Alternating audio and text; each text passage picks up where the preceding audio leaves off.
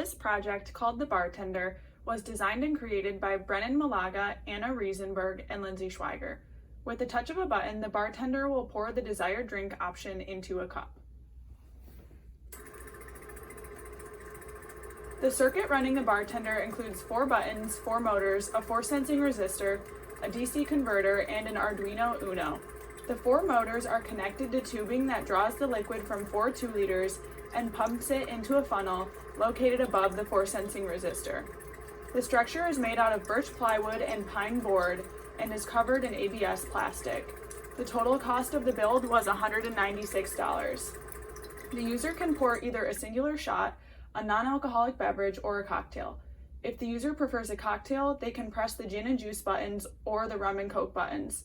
The force-sensing resistor located underneath the cup will prevent any liquid from dispersing without a cup under the spout.